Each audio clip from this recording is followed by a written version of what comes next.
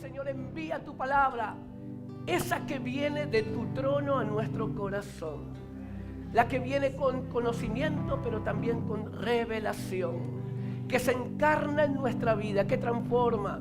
Tu palabra que corrige, que consuela, que afirma, que da dirección, que da rumbo. Señor, envía tu palabra, la que sana heridas, la que nos reconcilia contigo y con nosotros. Señor, envía tu palabra para una mayor intimidad, una relación más profunda contigo. Envía tu palabra, Señor, y puertas serán abiertas, heridas sanadas, ministerios liberados, corazones renovados. Dígale ahí al Señor donde está: recibo tu palabra. Háblame, Señor. Tengo sed de ti. En el nombre de Jesús. Amén, amén y amén. Denle un aplauso al Señor por su palabra. Presencia de Dios. Presencia de Dios. Aleluya. Aleluya. Gloria a tu nombre. Dígale a alguien que tenga cerca ahí: Dios te va a hablar en esta noche. Anímelo. Gracias. Dios te va a hablar. Dios te va a hablar en esta noche. Te va a seguir hablando. Aleluya. Podemos tomar nuestro lugar, sí. Aleluya. Agradezco hoy también que me acompañan de este nuevo equipo que estamos estableciendo en Granada. Leo y Gastón, ¿dónde están? Muevan su mano, ahí están. Les damos un aplausito ahí lindo de bienvenida. Junto con su esposa están pionereando esta nueva comunidad jucumera en Granada. Y para mí es una alegría muy grande. Conocí al hermano Daniel del Vecchio por lo menos hace 35 años atrás. Yo tenía el pelo oscuro. Era bien jovencito. Ahora soy abuelo de 6 nietos, tercera generación de creyentes, porque mi abuela conoció al Señor hace 85 años atrás, en medio del campo, cuando un misionero en carro de caballo llegó, le predicó a una vecina, doña Rosa, y doña Rosa le predicó a mi abuela María. Y por su encuentro con Jesús, mi mamá, y luego nosotros, mis hermanos y yo, ahora mis hijos, nuestros hijos y 6 nuestros nietos están comenzando ahí a amar a Jesús. Uno de ellos me dice: abuelo, no veo la hora ahora que se venga el calorcito de vuelta ahí en Argentina, en el evento grande que nosotros tenemos en nuestra conferencia. Yo quiero bautizarme ahí, abuelo. Así que él está esperando octubre para poder bautizarse con sus 11 añitos y su caminar con Jesús.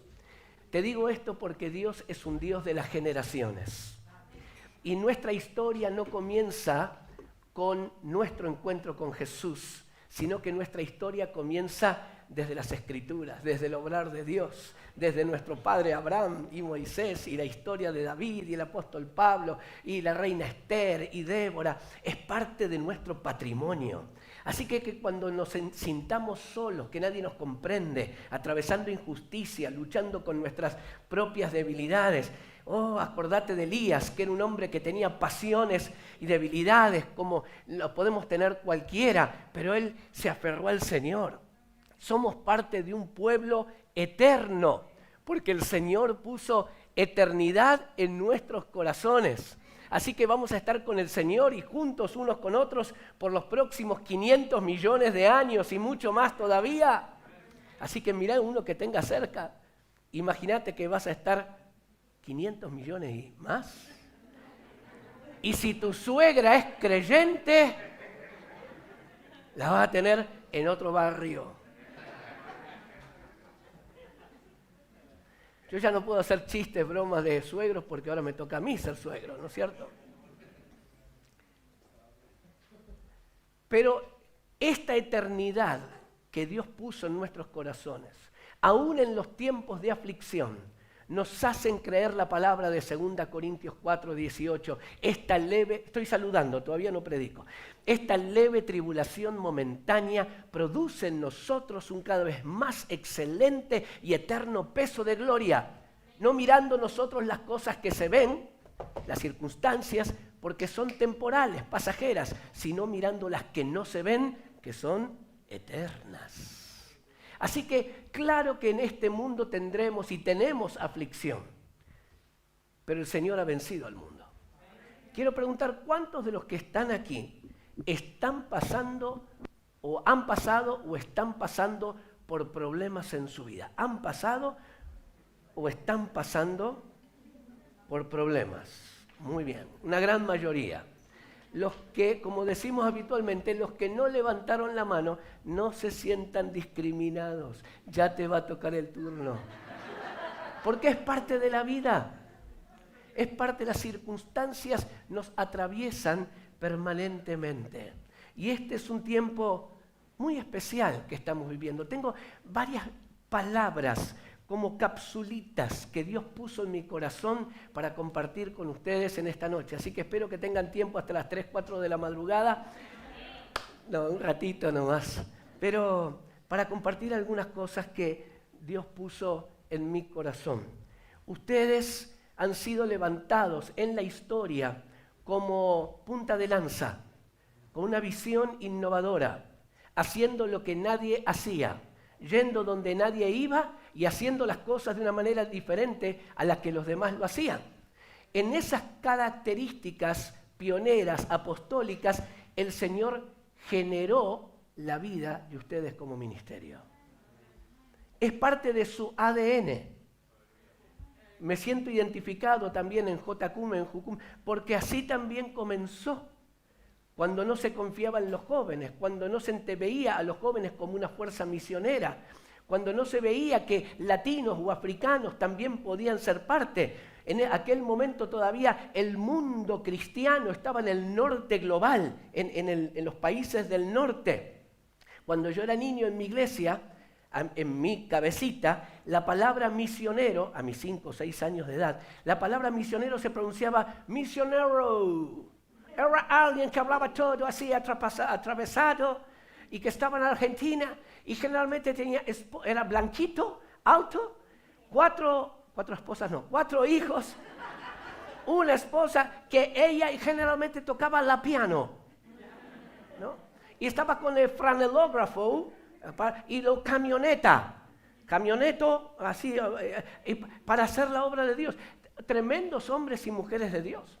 Pero para mi cabecita, el misionero era alguien que venía, que sabía más que yo, que tenía más plata que nosotros, que después se iba y que hablaba así medio extraño, ¿no? Y que tenía algunas costumbres, que decía Thanksgiving en noviembre. ¿Qué es eso? Decíamos en Sudamérica. Pero, y eso era parte del escenario hace no tantos años atrás. Pero el escenario del mundo, aún del pueblo de Dios, cambió. Hoy la mayoría del mundo cristiano está en el sur global, está en los países del sudeste asiático, en África, en Latinoamérica, donde ha tenido en los últimos 35 años una explosión enorme. Los escenarios de nuestras naciones cambian permanentemente y el Señor levanta nuevas generaciones para que nuevamente hagan lo que nunca fue hecho. Vayan donde nunca se ha ido y lo hagan de maneras que jamás se había experimentado. Y esto también, esta unción sigue vigente para ustedes también. Amén. Aleluya. Pero vivimos en tiempos, son todos muy especiales, pero y en estos días en particular, el ministro, el jefe parlamentario del Parlamento Europeo acaba de declarar ayer que este es el día de mayor oscuridad después de los días de la Segunda Guerra Mundial. En estos 77 años, lo que está pasando en Ucrania. Yo justo de aquí a 2 semanas tenía planificado estar en Ucrania, especialmente en una de las ciudades más afectadas, Mariupol, y obviamente en Kiev y en Dnipropetrovsk. Y ahora es todo Bueno, las noticias no paran de llegar. Muchos no esperaban esto. Y la iglesia del Señor en Ucrania, que está viviendo también un sacudón tan fuerte. ¡Wow! Yo creo que viene un avivamiento. Acuérdese de esto. Pongamos nuestros ojos en Ucrania. En medio del dolor veremos también la gloria de Dios. Porque cuando hay un pueblo que se humilla, cuando hay un pueblo que ora, cuando hay un pueblo que obedece, podrá venir un gran dolor, pero siempre el avivamiento, la gloria, será mucho mayor que el dolor. Amén. Así que estemos orando mucho por lo que está pasando hoy en Ucrania. Por favor, quiero comprometerlo en estos días, estar orando. Y haciendo referencia a este hombre, este ministro del Parlamento Europeo, de lo que fue el fin de la Segunda Guerra Mundial. Yo recordaba los números, las estadísticas, que esa Segunda Guerra Mundial nos dejó 70 millones de muertos. Imagínense que el COVID creo que no llegó todavía a 6 millones, me parece, de muertos en el mundo, y la Segunda Guerra nos dejó 70 millones, sin contar conflictos bélicos en Asia que lo harían llegar hasta 90 millones. Pero los números oficiales de muertos de la Segunda Guerra han sido 70 millones. Atravesó el mundo, trajo un dolor enorme. Y uno dice, Señor, ¿dónde estás? ¿Qué va a pasar? ¿Qué viene después? Y en medio de todo ese dolor, el Señor siempre tiene una respuesta mayor. Luego de la Segunda Guerra Mundial, a partir de 1947, comienza ese periodo conocido como la Guerra Fría. Esos años, esas décadas, donde no había una guerra militarizada, no había bombas, no había tanques, era una guerra más ideológica. Era una guerra más de infiltración, era una guerra de los agentes del espionaje y del recontraespionaje. Había una serie ahí cómica, creo que era el Agente 86, ¿no? Y había dos grandes organizaciones. Los buenos eran Control, que eran los norteamericanos, que siempre son los buenos, y los malos eran Caos, se llamaba, que eran los soviéticos. Y era toda una serie, y muchas cosas, series de televisión y películas se hicieron al respecto. Y nosotros también estamos viviendo en medio de una guerra fría, de una guerra ideológica.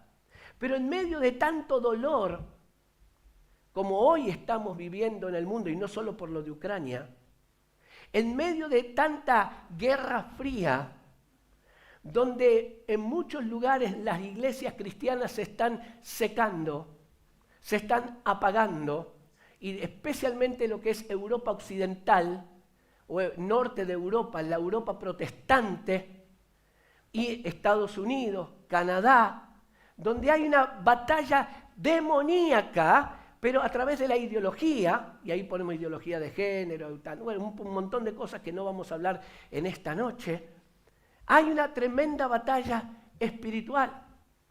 Y en esa Guerra Fría desde 1947, ¡oh qué casualidad, qué coincidencia!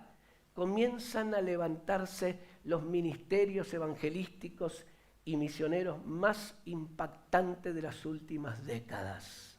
¡Oh qué casualidad! 1947 inicia el ministerio de un muchachito llamado Billy Graham. Justo después de la Segunda Guerra Mundial. Y a partir de esos años siguientes aparecen, y aún con nombres ministeriales de bélicos o de esfuerzo como de guerra, pero era otra guerra, la guerra espiritual. Comienza Cruzada Estudiantil para Cristo, Cruzada de Literatura Cristiana. Eran las cruzadas con el doctor Billy Graham. Después aparecen las cruzadas con el doctor Luis Palau. Y después aparece Juventud con una Misión, Operación Movilización, el Contrabandista de Dios.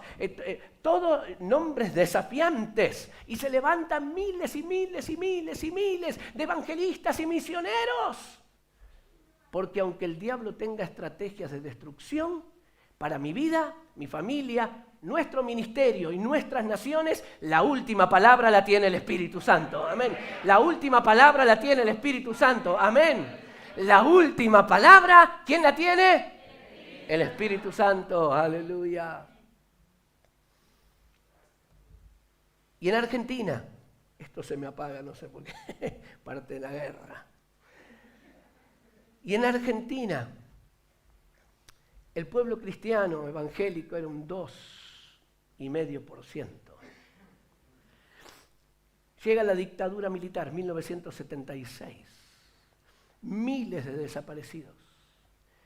No inflación, hiperinflación, 400% de inflación. Enorme desempleo. Gobierno de esta dictadura militar, los desaparecidos, la crisis económica, crisis política de todos los colores. Y la frutilla y lo último del postre fue la guerra con Inglaterra, que la perdimos, vergonzosa. Todos decíamos, los ingleses no van a llegar hasta acá. Y llegaron. Y tuvimos cientos de muertos en Argentina. En medio de tanto dolor, de tanta vergüenza, el clímax del dolor fue 1982. Abril, mayo de 1982. Una desesperanza. Un pueblo de Dios chiquitito, parecía insignificante. Y en medio de la vergüenza, del caos, de la humillación, del dolor, ¡oh, qué casualidad! En esos mismos meses de 1982, Dios levanta a un bajito así, que tenía menos de 3 años de convertido, que tenía 2 sermones preparados, así que cuando le pidieron que predicara 3 veces, tenía el ciego Bartimeo y el hijo pródigo. Y tuvo que partir en la mitad el sermón del hijo pródigo porque no tenía 3 sermones. Pero se paraba al aire libre en un escenario y comenzaban los gritos diciendo, «¡Oíme bien, Satanás!». Un tal Carlos Anacondia que no conocía a nadie, del anonimato. Y la gente se caía por el poder de Dios en medio del barro. Y la gente decía, ¿quién me empujó? ¿Quién me empujó? Y el Señor se llevaba toda la gloria. Y comenzaron a plantarse en nuevas iglesias, más de 5.000 iglesias nuevas, más de 1,5 millones o más de nuevos creyentes. Nadie podía explicar el fenómeno. Y cuando le hacían entrevistas, dice, y lo único que yo hago es predicar el evangelio y orar, nada más. Y pasaba lo que pasaba. Es que en el reloj de Dios, escúcheme bien, los grandes eventos, los grandes inventos y aún los grandes tormentos, eventos, inventos y tormentos, para que rime, no están separados de los grandes y mayores y soberanos propósitos de Dios. Amén. Amén. Aún en los personales. Cuando diga, Señor, ¿por qué estoy pasando en medio de este valle de sombra de muerte? El Señor dice, yo voy a estar ahí contigo. Y mi vara y mi cayado te infundirán aliento. Oh, Señor.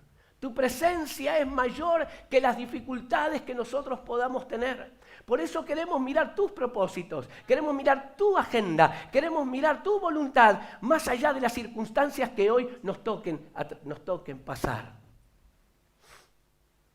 Y tuvimos un avivamiento en Argentina.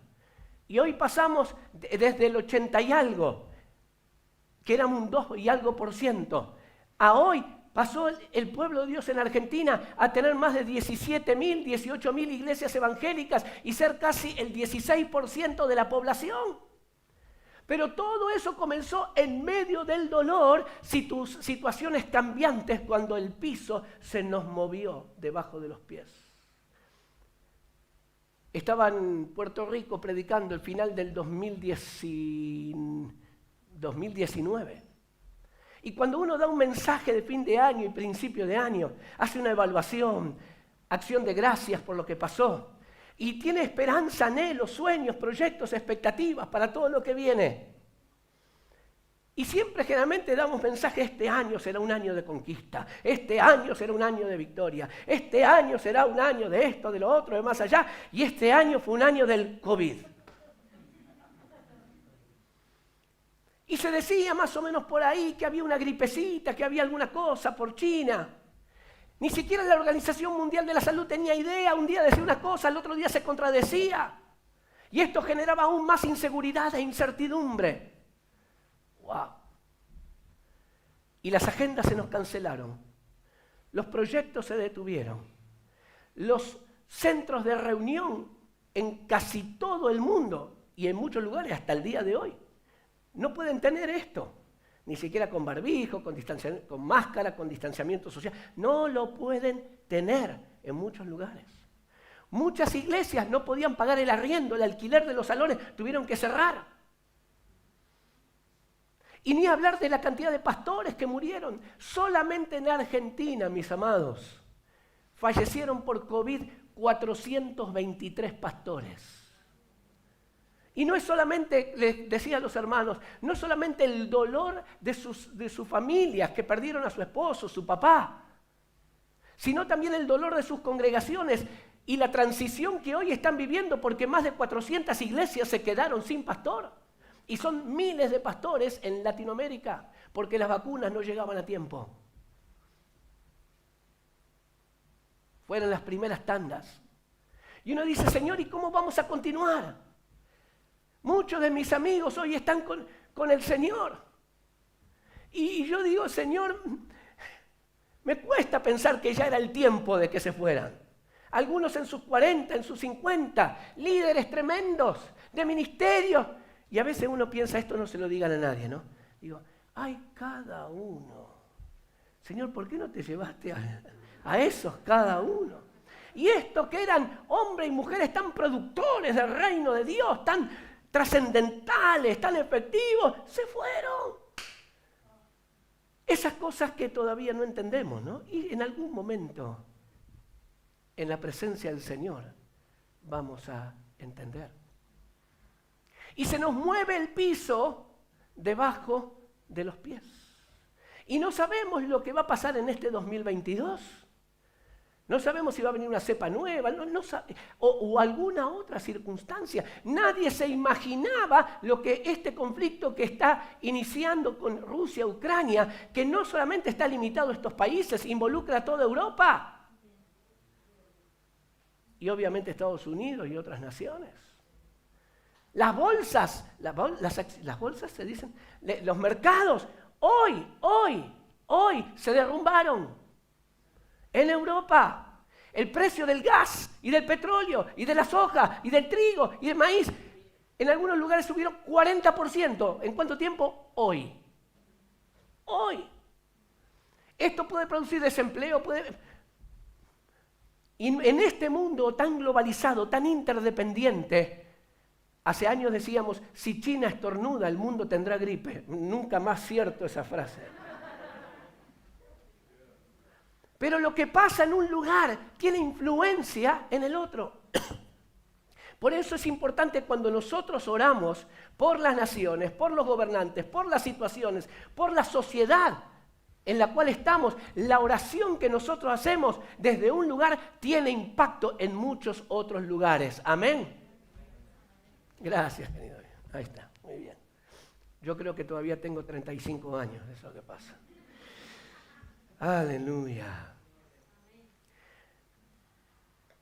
Abra su Biblia o conecte su Biblia en Lucas capítulo 2.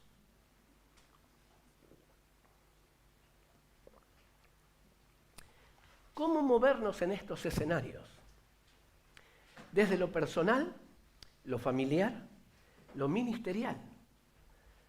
Desde lo nacional.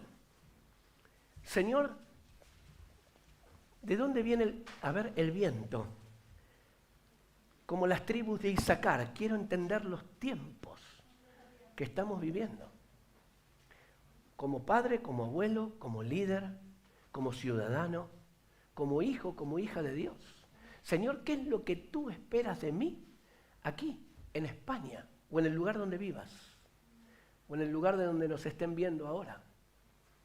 ¿Qué es lo que tú esperas de mí? ¿Cuál tiene que ser mi respuesta en medio de todo este zarandeo?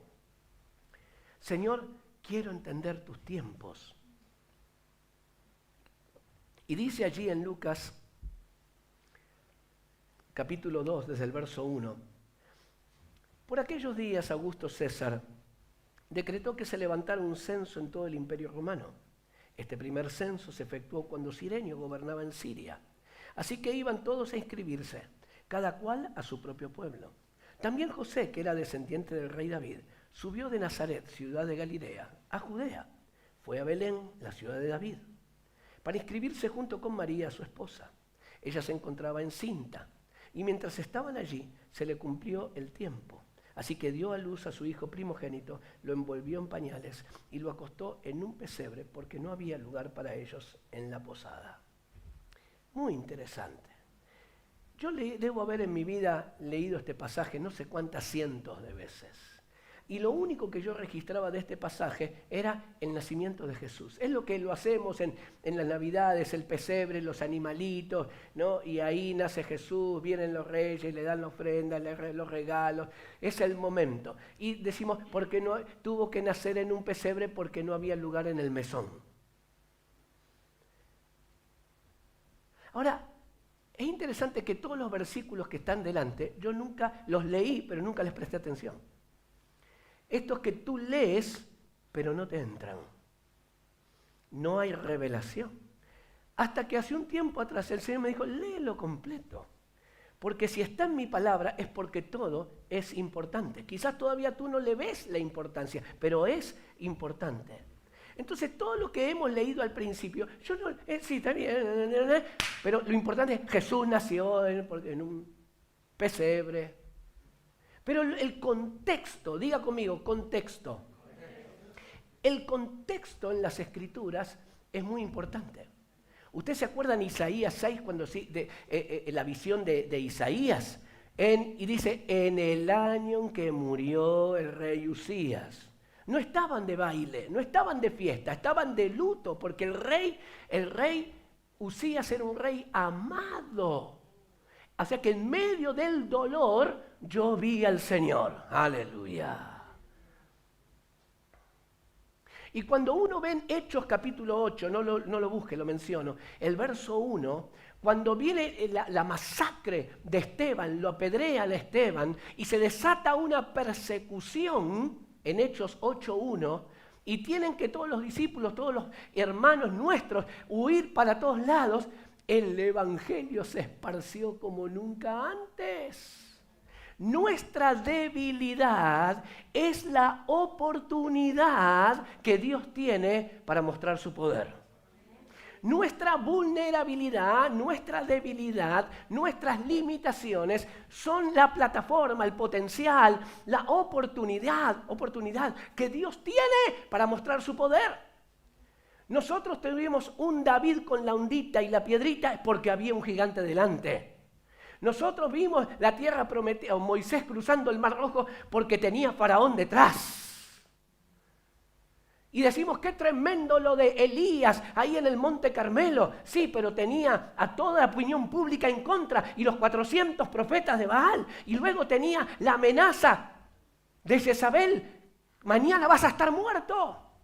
Entonces, claro que nos encanta ver las grandes obras de Dios, pero no nos gustaría estar en los zapatos de ellos 30 segundos antes de ver el milagro. A mí no me gustaría. Así que parece que podemos hablar de la reina Esther y todo lo que pasó allí, de tantas otras circunstancias donde la debilidad es la plataforma para la gloria de Dios. Gedeón, que por 7 años venían los extranjeros, les quitaban todo, los avergonzaban, los despojaban de toda la cosecha, de toda la riqueza. Y se le presenta el Señor, el ángel del Señor, y dice, el Señor, yo estoy contigo, dice el Señor, yo estoy contigo, guerrero valiente. Yo digo, me está tomando el pelo. Hace 7 años que nos roban todo, y el Señor dice, yo estoy contigo, guerrero valiente. Y vas a ir con la fuerza que tienes, con la fuerza. Sí, yo soy de la tribu más chiquita, la familia más insignificante. Miren la historia que tengo. No tuve ni padre ni madre, fui abusada, abandonado. Toda mi vida, el trasfondo. Y Dios dice, este califica. Ella califica. Porque nuestra debilidad, nuestra historia, por más débil y dolorosa que tiene, es el potencial, la plataforma para una mayor manifestación de la gloria de Dios. No es un límite. Aleluya. Así que, se me fue otra, acá estamos. Dice que Augusto César decretó que se hiciera un censo en todo el Imperio Romano. Este fue el primer censo que se efectuó. Y da el nombre, Cirenio gobernaba en Siria. Todos iban a inscribirse cada cual a su propio pueblo. También José, que era descendiente del rey David, subió de Nazaret, ciudad de Galilea, Judea, fue a Belén, la ciudad de David, para inscribirse junto con María, su esposa, que se encontraba encinta. Y yo digo cuando leo, ¿y a mí qué me importa esto? Lo único importante es que Jesús nació. Pero ¿por qué el Señor se toma el tiempo, el espacio, para ponernos en contexto y entender lo que estaba pasando? Así que el Imperio Romano hacía su primer censo. Dominaban sobre 100 millones de personas y el equivalente territorial a 40 países hoy. Y mandan a hacer el censo porque el censo se hacía por dos razones. Una, para ver que toda la gente pague impuestos, para que no haya evasión y generar más riqueza. Y la otra, para ver la fuerza que tenemos de cuántos hombres tenemos para la guerra. Así que tenía que ver con economía y con la guerra. Para eso era el censo.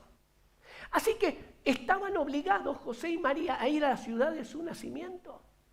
Y ahí es donde tenían que reempadronarse o registrarse para responder al censo. Ahora, claro, por eso había una multitud, por eso no había lugar.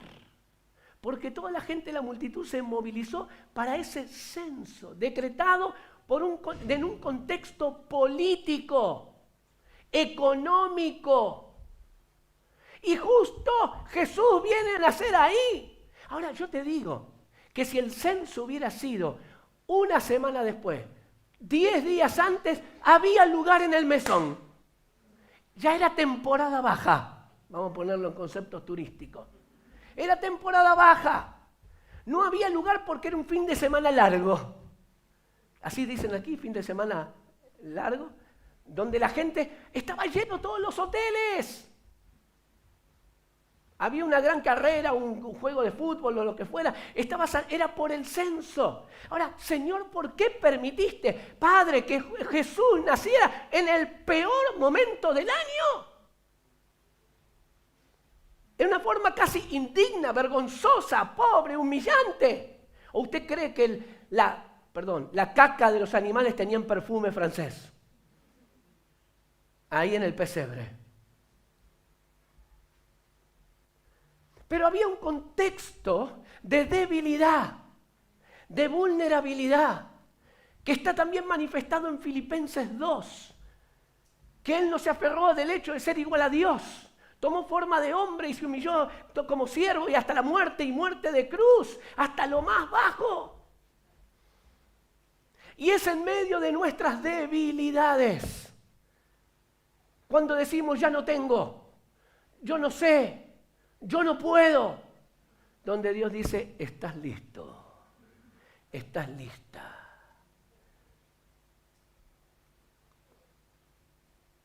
Vengo a hablar a un pueblo que muchas veces se cree débil y creen que Dios puede llamar a cualquiera menos a uno. Y dicen, heme aquí, Señor, como dice la Biblia, heme aquí, Señor, pero envíalo a Él. Y el Señor les ha preparado a ustedes para una nueva estación, season, una nueva temporada. Nueva temporada. Nueva temporada. Nueva temporada. Con cambios grandes, profundos. Imagínense, desde que Jesús fue crucificado hasta el concilio de Jerusalén, pasaron 20 años nomás y los apóstoles, los discípulos vivieron cambios enormes. La mentalidad era con judíos, por judíos, para judíos, y todo el que quería hacer entonces se tenía que judaizar. Y en medio de todo ese tiempo aparece Pedro y la casa de Cornelio, y viene el Pentecostés, y la muerte, el juicio de Dios sobre Ananías y Zafira, y la iglesia se llenó de temor porque nunca había visto que en la iglesia la gente cayera fulminada muerta. Muchos cambios, muchos cambios, muchos cambios. Pero Dios estaba preparando un escenario espectacular. Escuche, nuestra vida, nuestros ministerios pueden ser buenas swimming pool, piscinas. ¿Piscinas? Agua transparente, lindo para refrescarse. Pero la única forma que sirvan es manteniéndolo con químicos, con elementos externos. Y nosotros podemos elegir en nuestra vida, en nuestras familias, en nuestros ministerios, ser piscinas o ser ríos.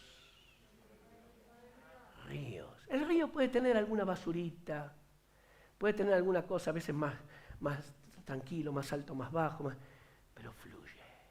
El agua corre, el agua corre. Y siempre uno no sabe qué esperar, qué va a pasar en el río. Y se deja llevar. En la piscina ya está todo controlado. Le medimos el pH y sabemos el barrefondo y el otro coso para mantener el agua. Y se mantiene. Pero en el reino de Dios nuestra vida espiritual no se puede mantener. No existe el equilibrio. No existe el equilibrio cuando usted está sentado sin pedalear en la bicicleta. Puede andar un poquito más por inercia, pero si usted se queda sentado sobre la bicicleta, en algún momento se va a caer para algún lado. La única manera de mantener el equilibrio es pedaleando. Es con esta pierna creyendo, nótese que estoy usando presente continuo, ¿no? Creyendo y obedeciendo. Creyendo y obedeciendo, creyendo y obedeciendo, creyendo y obedeciendo. No hay, cuando alguien dice, esta es una iglesia renovada, yo digo, mire, querido pastor, no existe tal cosa como una iglesia renovada. Existe una iglesia que se va renovando de día en día, que sigue adorando, sigue creyendo, sigue confesando sus pecados, sigue humillándose delante del Señor, sigue caminando, obedeciendo, sigue perdonando. Existe la iglesia, el ministerio, que continuamente sigue caminando. No te conformes con algo estable, busca más del Señor. Hoy estaba, no me acuerdo dónde estaba predicando, ayer en otra reunión. Y le decía, mira, el Señor me ha dado una linda experiencia de vida, predico en 70 países, ministro a gobernantes, a algunos líderes nacionales, mundiales. Y uno acumula cierta experiencia, como esposo, como padre, como abuelo, como líder, en el servicio a Dios. Y esa experiencia es una mochila, es riqueza, es un capital. Pero la tendencia que el Señor, esto me lo mostró a mí como mi necesidad, mi debilidad. La tendencia que tenemos es que vivimos ya de la experiencia. Y la experiencia Dios nos la da para acompañar, pero no para gobernar. La experiencia es un buen vagón de carga, vagón que lleva el alimento, pero es una muy mala locomotora. La experiencia es un gran capital, pero muy mal capitán. La experiencia es un muy buen consejero, pero un pésimo líder. Así que cuando tomamos decisiones en nuestra vida solamente basados en la experiencia, se transforma en idolatría. Porque el Señor no diseñó la experiencia para ir adelante, sí para acompañar, es muy importante. Provee consejo, provee sabiduría, nos provee una plataforma de autoridad espiritual, trayectoria, camino andado, legado para entregar a otros. Pero Dios no diseñó la experiencia para que ella, la señora experiencia, determine todo lo que tengo que hacer por delante.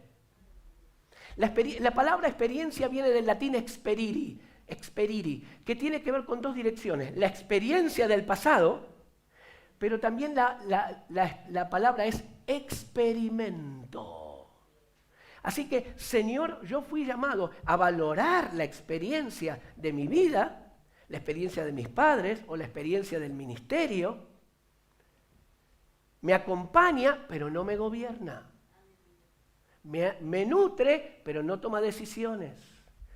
Entonces, Señor, quiero la experiencia que me acompañe, pero quiero seguir experimentando. Un querido amigo, un pastor, amigo en sus 75 años, me decía, Alejandro, yo tomé una decisión en mi vida. Yo prefiero ser un novato, un aprendiz a los 75, con todo lo que Dios tenga por delante para mi vida, antes que seguir siendo un experto en todo lo que yo ya hice. ¿Se entiende? No quiero ser una piscina, quiero seguir fluyendo. Quiero seguir con capacidad de asombro, diciendo, wow, mira lo que el Señor está hablando, mira lo que el Señor está haciendo, mira cómo el Señor nos está guiando. Todavía tenemos un monte todavía para conquistar. Oh, no queremos ser una buena piscina, no queremos ser mirados como una buena institución cristiana, queremos seguir dependiendo de Dios. Oh, la experiencia no reemplaza a la dependencia del Espíritu Santo. ¡Aleluya!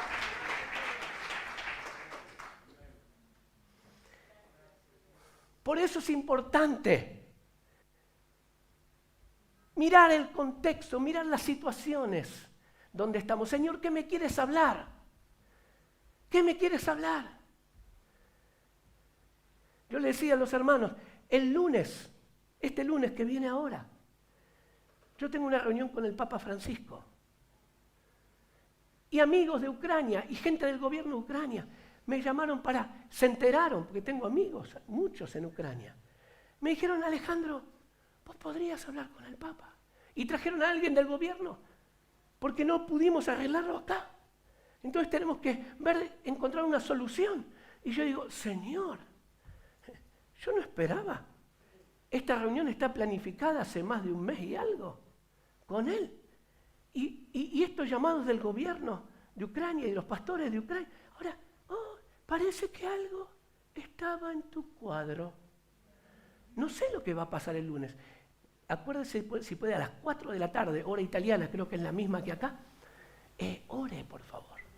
Ore, para que el Señor haga algo. Haga algo en esta situación de Ucrania. Entonces, digo, Señor, yo quiero entender, quiero conocer lo que está pasando en mi nación, en mi ciudad, en las naciones, para poder bendecirlas. Allí en Mateo 23:37, a veces lo leemos y otra vez, yo lo leí tantas veces. Jesús, después que había llorado por Jerusalén, Jesús declara, Jerusalén, Jerusalén, que matas a los profetas y apedreas a los que te son enviados. ¿Cuántas veces quise juntar a tus hijos como la gallina junta sus pollitos bajo sus alas y no quisiste? Y yo seguí leyendo, hasta que el Señor me dijo, no fue así. ¿Sabes cómo fue mi oración, mi clamor? Jerusalén, Jerusalén, que matas a los profetas, apedreas a los que te son enviados. ¿Cuántas veces? No una, ni dos, ni tres. ¿Cuántas veces quise juntar a tus hijos como la gallina junta sus pollitos bajo sus alas, pero tú no quisiste? Esto era. Y mi corazón se paralizó. ¡Wow! Jesús sabía conocía la historia de España, la historia de Jerusalén, la realidad presente, entendía los tiempos. Y ese era su dolor, que él lo había intentado. Ahora, si Jesús no se frustró con la espalda que le dio Jerusalén, usted no se frustre tampoco cuando sirviendo al Señor los resultados no aparezcan. De paso te digo, el Señor nunca te pidió y nunca me pidió que tengamos resultados. El Señor nunca te pidió éxito en tu servicio. El Señor te pide obediencia, fidelidad. Y muchas veces los resultados van a estar ahí. Claro que si hacemos las cosas mal, las cosas van a salir mal. Pero muchas veces hicimos las cosas bien. Como aquellos pescadores. Hemos trabajado duro toda la noche y no hemos pescado nada, pero eran pescadores profesionales. Lo que el Señor les pide, nos pide, te pide a ti en esta etapa de tu vida, es obediencia hoy. Señor, mira, pero yo levanté tal ministerio y Señor, ya estoy libre de tal. Gloria a Dios por todo lo pasado, pero ahora sigo adelante, obedeciendo y dependiendo.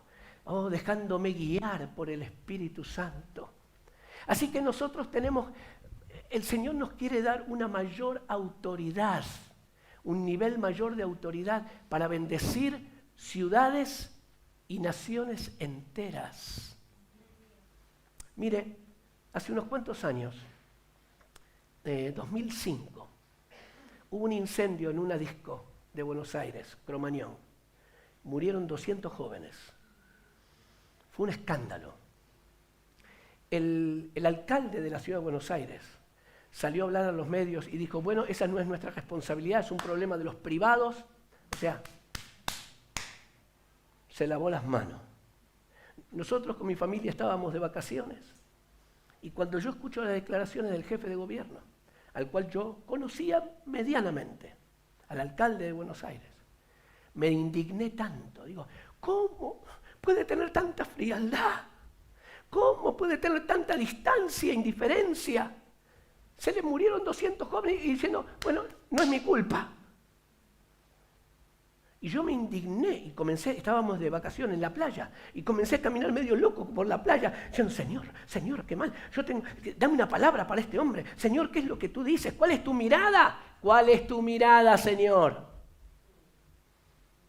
¿Cuál es tu mirada? ¿Qué esperas de mí? ¿Qué quieres que haga en un escenario como este? Sea el censo, el incendio, el problema de Ucrania, el problema de las drogas, la corrupción, el aborto, lo que fuera. Las ataduras espirituales reales que atan al lugar donde yo estoy.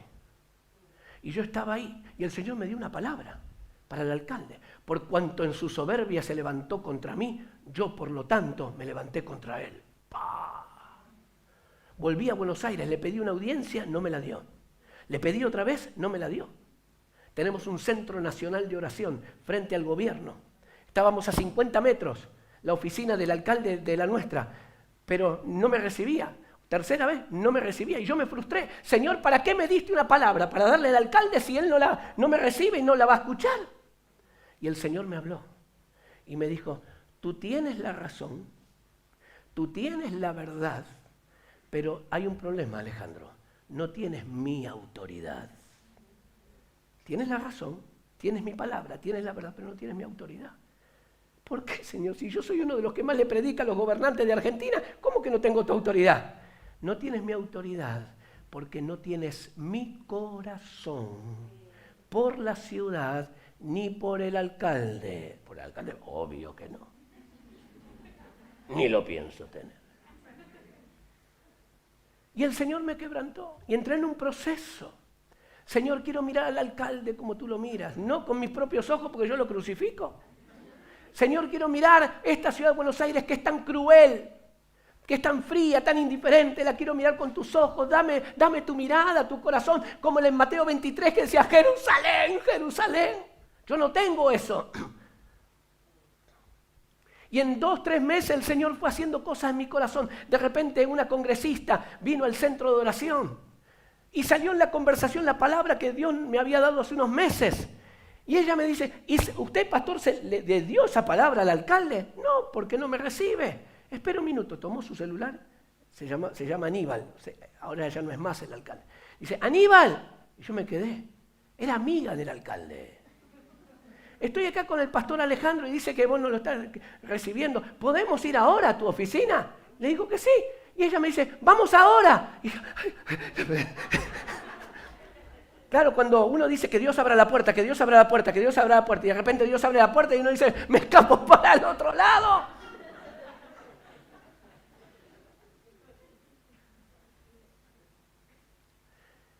A los 5 minutos esta congresista estaba sirviendo café para el alcalde y para mí. Y yo lo tenía a esta distancia de 1 metro. Y me temblaba la pierna izquierda, por eso apoyé la mano acá para que él no se diera cuenta. Porque ahora tenía que soltarle la palabra. Y Yo dije, este hombre me echa patadas. Bueno, Señor, ayúdame. Pero ahora me estás cambiando el corazón hacia él, hacia la ciudad. Y le dije, querido alcalde, si usted supiera cuánto Dios le ama y hace cuánto que Dios le viene buscando y usted siempre le ha dado la espalda a Dios. Y cuando pasó esto de Cromañón, en este amor que Dios le tiene, pero en la verdad de Dios, tengo una palabra de parte de Dios para usted. Por cuanto en su soberbia usted se levantó contra Dios, Dios se levantó contra usted. Yo dije, este hombre me cierra la reunión, me dice, gracias pastor, chao. Pero, ¿sabes qué pasó? Había autoridad espiritual. Y este hombre parecía como mi hijo, aunque es de mi misma edad. Canceló todas las demás audiencias, se quedó conmigo exactamente 1 hora y 54 minutos más, dándome explicaciones como si yo fuera su juez. Yo digo, ¿qué pasa acá? Es la autoridad. No solamente que tienes la razón, no solamente que tienes la verdad, no solamente que tienes mi palabra, pero tienes mi autoridad. La autoridad viene de la palabra autor. Autoridad es aquello que expresa el carácter y la obra del autor. Autoridad es la expresión, la manifestación del carácter de lo que el autor es y de la obra del autor, de lo que el autor hace. Si yo estoy alineado, mi corazón, al corazón de Dios, y quiero hacer su voluntad, ser y hacer, ser lo que Dios quiere que yo sea y hacer lo que Dios quiere que yo haga, es como conectarse con la electricidad. Fluye, no es tuya, es delegada. Y funciona, y funciona, y funciona. Y Dios está listo en medio de contextos de debilidad, de entregar una mayor dimensión de autoridad espiritual. Para que, escuche bien lo que voy a decir ahora, para que nuestro ámbito de impacto espiritual se amplíe. El primer círculo de impacto espiritual de cambio es mi vida. Una transformación individual, ¿no es cierto? Lo que Dios hizo, hace y seguirá haciendo en mi pensamiento, en mi carácter, en mi historia, en la sanidad de heridas, liberación de demonios, todo, chapa y pintura completo, taller completo. Y esa obra sigue y seguirá siguiendo la transformación individual. Pero algunos se conforman con ese primer núcleo, círculo de transformación. El Señor quiere ampliarlo a una transformación, segundo círculo, funcional, o sea, mi función en la tarea que yo hago. La tarea que yo hago. Si soy maestro de un colegio, Señor, ¿cómo puedo impactar la vida de los padres de mis alumnos? ¿Cómo puedo influenciar espiritualmente, aunque no pueda predicar abiertamente, pero cómo puedo bendecir la vida de cada uno de mis alumnos? Señor, ¿cómo puedo? Porque estoy para eso.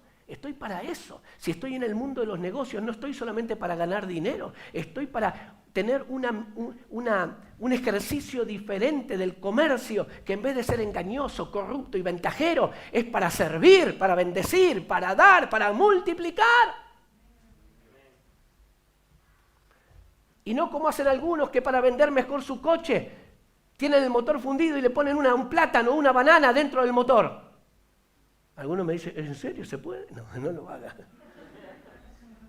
Porque parece entonces que tiene más lubricación. Y son cristianos. Y dicen, aleluya, gloria a Dios. Pero en su economía es tan corrupta como la gente del mundo. Entonces hay una transformación que es individual. Hay una transformación que es funcional en la tarea que me toca hacer. Quiero ser el jefe, quiero ser empleado, quiero ser el pastor, quiero ser el mecánico, quiero ser el docente, el profesor, quiero ser la tarea que me toque hacer. Quiero hacerlo de tal manera que el nombre de Dios sea glorificado, que el enemigo, el diablo, sea avergonzado. Transformación funcional en mi función. Pero también hay un tercer círculo. Y este es el que Dios nos está llevando a muchos de nosotros. Esto es lo que se viene. que está comenzando, vemos, el viento viene de allí, aún en medio de debilidades, crisis, conmociones, COVID y todo eso.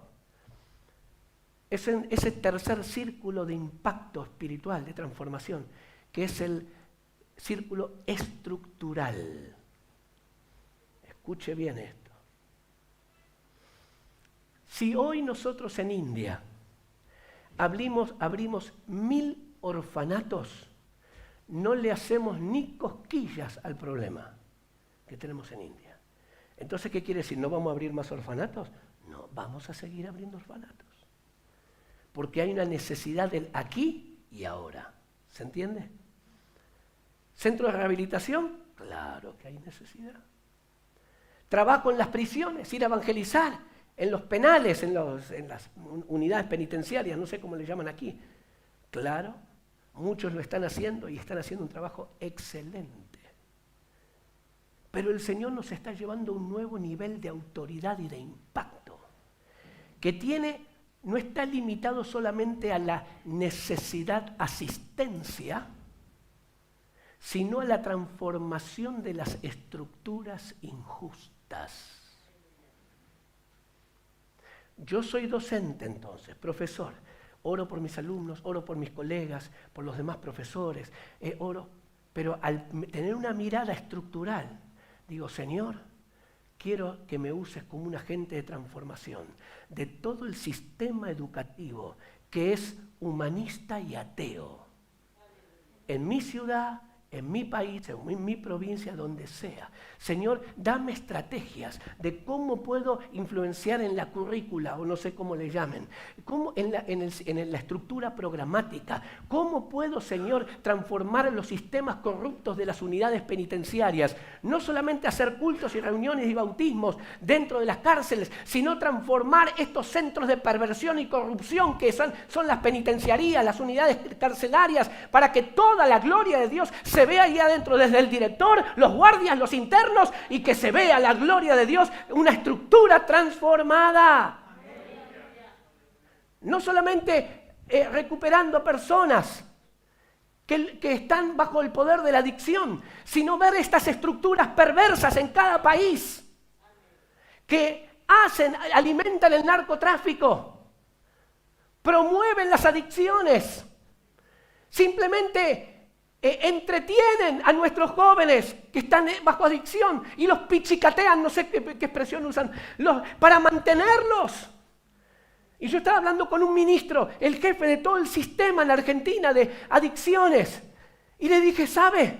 Le dije al presidente de la nación primero, el sistema estatal es un fracaso, porque solamente tiene un 4% de capacidad rehabilitante.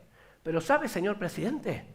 Las organizaciones con bases de fe, las que se llaman habitualmente OBF, organizaciones con bases de fe, para no decirle los centros cristianos evangélicos, pero las organizaciones con bases de fe tienen un promedio de 40% de capacidad rehabilitante, por lo menos en Argentina. 40%, y el presidente, en aquel momento, el presidente de la nación dijo, ¿ah? Nosotros con todo el aparato estatal tenemos 4%. Y nosotros, los cristianos evangélicos, tenemos muchas más camas que todo el sistema nacional. Y le mandó la orden al director nacional de lucha contra la droga y narcotráfico que buscara al pastor Rodríguez. Yo lo había buscado a este tío por 2 meses y medio y ni la hora me dio. Al otro día que estuve con el presidente, a las 9 de la mañana suena mi teléfono. ¿Está el pastor Rodríguez? Soy el director nacional de lucha contra la droga y narcotráfico. Bla, bla, bla, bla. Llamo en nombre, por encargo del presidente de la nación. Y yo tenía ganas de decirle, no tengo tiempo ahora. La carne, ¿viste? No sé si conoces algo de la carne. ¿Luchaste a veces algún...? Así que, pero nos encontramos, y yo junté a todos los ministerios que estaban trabajando, todos los movimientos, organizaciones, y el hombre con la boca así abierta. Yo digo, yo le digo, ¿sabes qué? Nos tienen que dejar a nosotros los cristianos enseñarle a los operadores terapéuticos que tiene el Estado desde nuestra experiencia, no que ustedes nos preparen. Si ustedes han fracasado, queridos, pero es el pueblo de Dios que tiene la respuesta. Entonces, tenemos que ver cómo Dios nos está dando autoridad para ver cómo la transformación que comienza por mi vida sigue en ese núcleo cercano, inmediato en mi función. Se extiende también a los cambios estructurales, aún cambios de leyes. Esta es la autoridad que Dios viene para entregar a su pueblo en una hora como esta. Bueno, ese fue el primer punto de los 14 que tengo. No.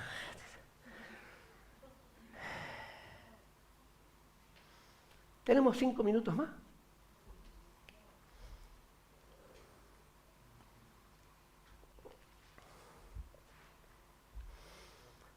Allí en Hechos 1,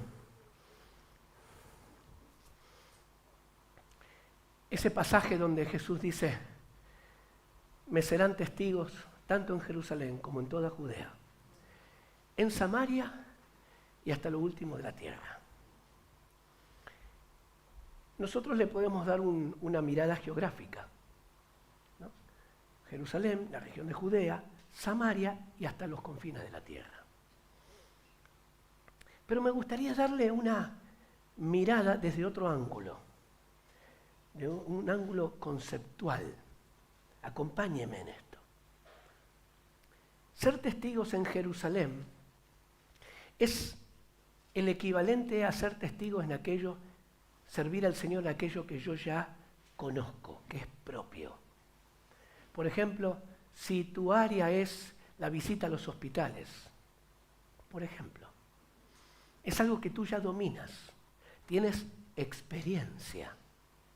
No necesitas tanta dependencia de Dios, porque ya tienes 1 año, 2 años, ya fuiste 50 veces al hospital o al lugar donde Dios te haya inquietado de servir. Jerusalén es el símbolo de lo tuyo, lo propio, lo que ya sabes hacer, lo que ya tienes la experiencia, el conocimiento, la práctica. Y eso te da un ámbito de seguridad, porque ya sí le pides ayuda al Señor, pero tú, aún sin el Señor, casi que sabrías cómo hacerlo. Sabrías cómo consolar, cómo orar por las personas, porque ya tienes mucha experiencia. Así que Jerusalén es como el símbolo de lo propio. Si lo ves en tu servicio al Señor, míralo como algo que ya tienes toda la experiencia para hacerlo, porque lo hiciste por bastante tiempo. Y está bien. Pero había un desafío un poquito mayor. Me van a ser testigos en la proyección de ese grupito insignificante de discípulos. También en toda Judea. Y Judea es como el símbolo de lo familiar.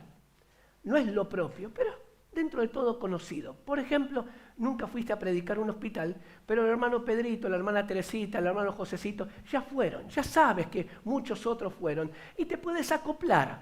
Que alguien te diga, ayúdame a predicar en los hospitales, no te va a hacer una cosa, un cortocircuito, porque es algo que está incorporado dentro de nuestro ámbito de servicio, de ministerio, ¿se entiende? No nunca lo hiciste, pero tienes una inclinación a, bueno, algún día puedo hacerlo. Nunca prediqué en una cárcel, pero como el hermano Pepito y la hermana Josefina van a un día los voy a acompañar, está dentro de lo que pueda ser aceptable. ¿Vamos bien?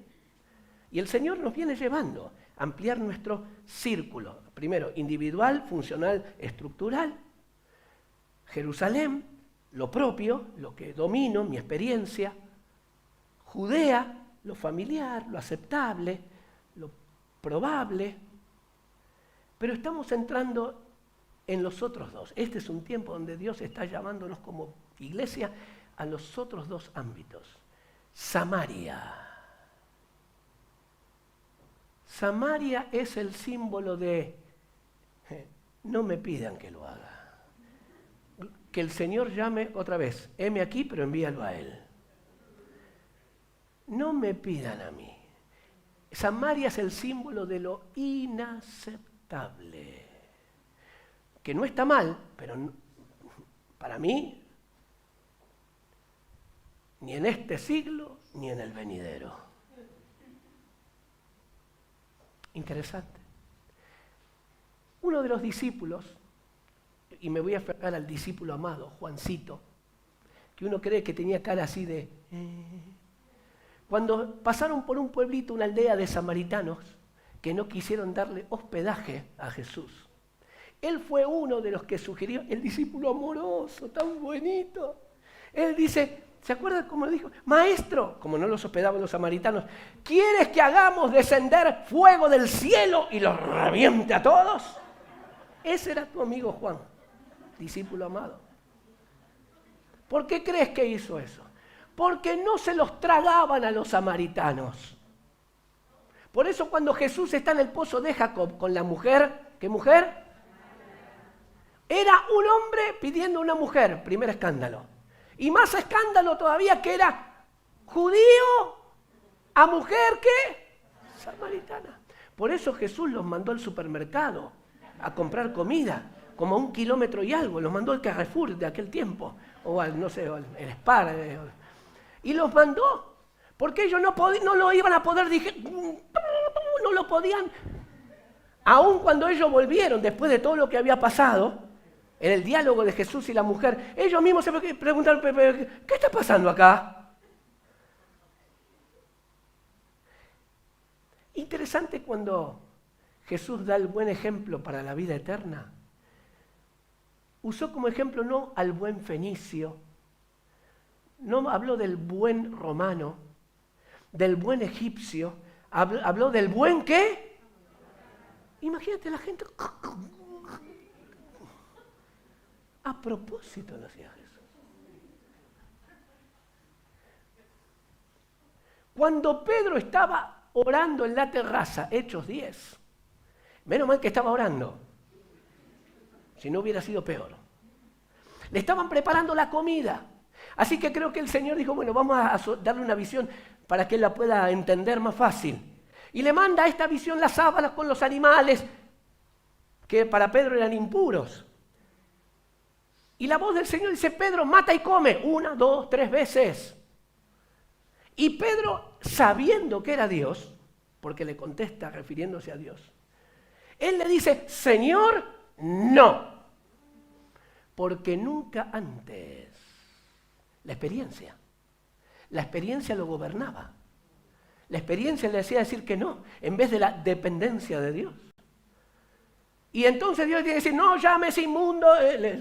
Y encima le mandó un Uber, un taxi, un remis, desde la casa de Cornelio para que lo venga a buscar. Y él no lo podía aceptar. Y llega a regañadientes a la casa de Cornelio, se lleva un grupo de testigos, ¿no? Para que después no lo calumnien. Y estaba lleno de parientes, de vecinos, de amigos, y él comienza a predicar. Y era tan bruto Pedro que dicen que cuando Pedro entraba a un lugar, primero entraba con la boca hablando y luego con el resto del cuerpo. Y era tan bruto realmente que él comienza diciendo, miren hermanos aquí, de Antequera y de toda Andalucía.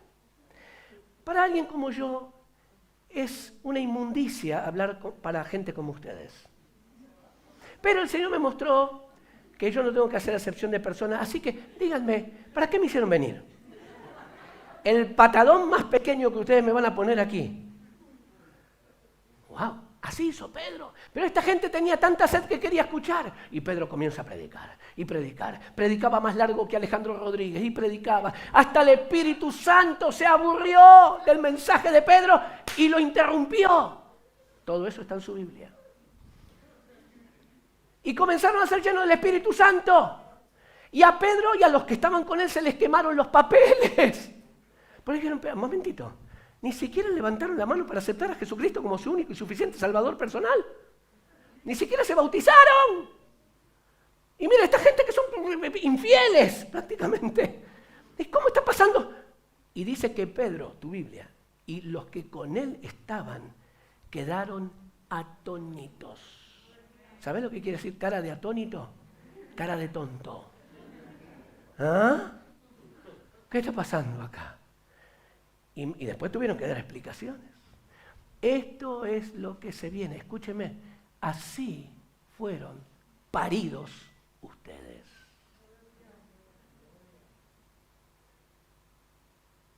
El ámbito samaritano. Pero ese ámbito sigue vigente, con otros escenarios, con otros, porque los tiempos están, los escenarios son diferentes. Pero lo que nadie quería hacer, lo que era inaceptable para muchos, fue lo que Dios los llevó a ustedes a hacer. Y esto trajo alegría al corazón de Dios. Pero no para ser una hermosa piscina, sino para que el río siga fluyendo. Pero había una instancia más, y esta es la última, porque si no el Espíritu Santo me va a interrumpir. Qué bueno, ¿no? Había una instancia más, que era lo último de la tierra. Ahora, usted imagínese 2000 años atrás, cuando Jesús le dijo hasta los confines de la tierra. Ellos no podían pensar en el continente americano, no podían pensar en Australia, no podían pensar en China siquiera, aparte porque eran pescadores, su conocimiento del mundo, su mirada geográfica era chiquitita así. Quizás podían pensar algo hasta España, Finisterre, un poquito del norte de África, el norte del Sahara, ¿sí? Medio Oriente y un pedacito de la India. Los más instruidos podían pensar así. Cuando Jesús le dice hasta los confines de la tierra, confines, a ver el mapa, hasta acá. Si ellos mismos pensaban todos que la tierra era plana, imagínate, hace no tanto tiempo atrás que el barco llegaba a la línea del horizonte y ¿qué pasaba con los barcos? Se iban para abajo. Y Jesús dice hasta los confines, van a ser mis testigos hasta los confines de la tierra. Ellos se imaginaban, tenían un concepto tan limitado de los confines de la tierra. Y hoy vemos que los confines eran mucho más grandes. ¿Saben lo que quiere decir los confines de la tierra? Lo inimaginable. Esto es lo que Dios tiene preparado para nosotros. Lo propio, lo conocido, o lo conocido o aceptable, lo inaceptable, porque nadie lo hace, nadie lo ha hecho, y lo inimaginable. Por eso la palabra dice, cosas que ojo, ni oído, ni subieron al corazón del hombre. O sea, las inimaginables no están en tu radar, ni en el mío. Son las que Dios tiene preparadas para aquellos que le aman. Por eso, Señor, gracias por toda la experiencia. No voy a dejar que las experiencias malas me condenen y me retengan. No voy a permitir que las experiencias buenas me llenen de orgullo y autosuficiencia. Siempre lo hicimos así y así nos salió bien. Cuando yo me dejo gobernar por la experiencia, mala o buena, es idolatría. El que se deja gobernar por la experiencia va a matar su fe. Porque si la experiencia es mala, te va a pagar la fe con condenación, acusación. Si la experiencia buena es la que te gobierna, te va a gobernar el orgullo y la autosuficiencia. Si no, pregúntale a nuestro amigo Nabucodonosor, que porque esta es la gran Babilonia, se le aflojaron los cables por 7 años. Quedó loquito. Y cuando Dios le volvió a juntar los cables después de 7 años, lo primero que dijo, el cielo gobierna, el cielo gobierna, el cielo gobierna. Vienen cosas que son inimaginables. Pero Señor, yo quiero seguir en esta dependencia. Y todo lo demás lo tengo como pérdida ante el incomparable valor de seguir conociéndote. Ante el incomparable valor de seguir enamorándome de ti. De seguir escuchando tu voz. De seguir siendo un novato de 60 y algo de años. Que aprovecha y usa la experiencia como buenos ingredientes, pero no para liderar nuestras vidas. Este es un tiempo de caminar sobre las aguas, donde Dios nos lleva a caminar hacia lo que nunca hice, como dije al principio. Otra vez, hacia lo que nunca hice, donde nunca estuve y de la manera que jamás lo había hecho. Donde Dios me sigue desafiando en mi vida personal, ministerial, familiar.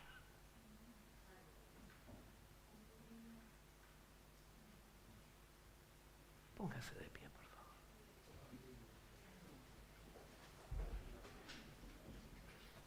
favor. Oh Jesús. Jesús. Jesús. Oh, Señor. Señor, gracias. Invito a los hermanos de la adoración, si pueden acompañarme un minuto. Señor, gracias por tu presencia. Gracias por cada uno de estos hombres y mujeres de Dios. Gracias, Señor, por todo el historial. Señor, recibimos el legado de todos los que nos han bendecido hasta el día de hoy.